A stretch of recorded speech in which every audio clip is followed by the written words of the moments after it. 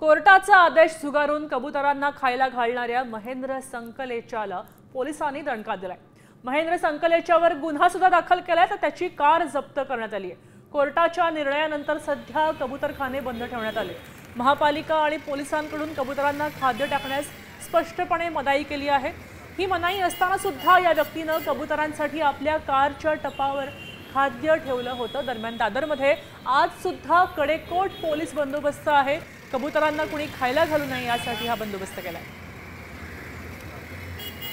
कबूतरखाना येथे कबुतरांना खाद्य देण्यावरचा वाद जो आहे तो मागील काही दिवसापासून चिघळलेला आहे।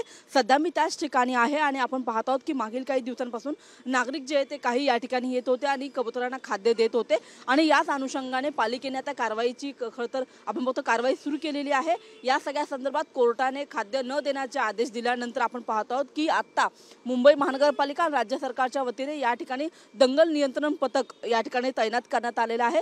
सोबतच मुंबई पोलीस यांचा या ठिकाणी आपल्याला बंदोबस्त वाढल्याचं पाहायला मिळत आहे। मागच्या काही दिवसांमध्ये जैन समाज जो आहे तो आक्रमक झाला होता।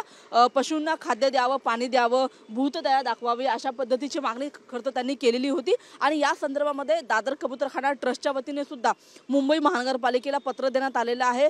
कबुतरांना सकाळी 6 ते 8 या वेळामध्ये खाद्य देण्यात यावं अशा पद्धतीची मागणी केलेली आहे। मात्र या मागणीला कोणतंही पत्र जे आहे ते मिळालेलं नाहीये, कोणतीही परवानगी मिळालेली नाहीये आणि त्याच्यामुळे सध्या तरी या ठिकाणी कोणताही नागरिक येऊन खाद्य टाकू शकत नाहीये।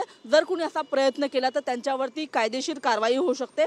काल देखील अशाच पद्धतीने एका व्यक्तीने आपल्या गाडीच्या छतावरती कबुतरांसाठी खाद्य आणलेलं होतं। ती गाडीही जप्त करण्यात आलेली आहे आणि त्या व्यक्तीवरती गुन्हाही दाखल करण्यात आलेला आहे।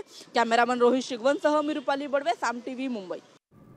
आता isakal.com आहे देशातील नंबर 1 ची मराठी न्यूज वेबसाईट।